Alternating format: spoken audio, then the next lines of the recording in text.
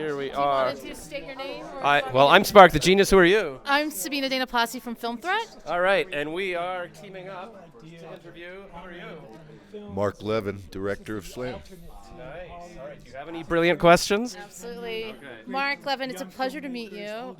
So Film Threat is an indie film review site, which I believe reviewed this film 25 years ago.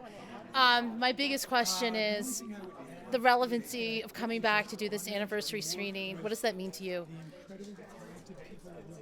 Well, it's hard to believe it's been 25 years, I mean, quite honestly.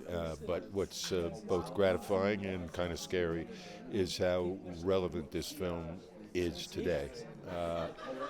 For the few people who've seen it, recently, they can't believe it was done 25 years ago.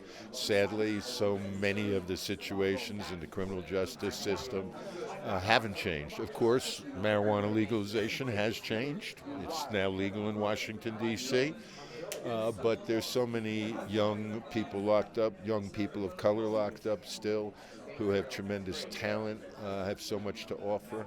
And, we still don't have a system that looks at the mistakes people made from the perspective of compassion, from the perspective of you can really rehabilitate people. In fact, today you're going to meet, and he's here, the young man, he's over there in the white, Mamalu Stewart, who was in the scene when Saul Williams gets thrown into prison, and his next door cellmate is a young 16-year-old kid, and they freestyle together. And that is one of the most powerful scenes in the film.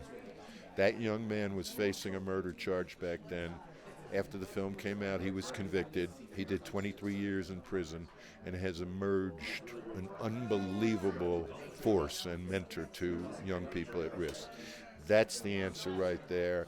And to me, it does seem kind of a long wait, 25 years, because the end of the film Slam is a bit ambiguous. But to find the answer, there it is, Mamalu Stewart. You need to talk to him.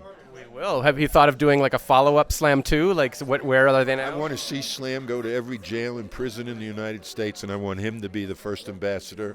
Saul's offered to be an ambassador, has have many others, and that's really my dream, to see this film make a different kind of tour than it did originally. And Richard would be part of that also. That man right there, Richard Stratton.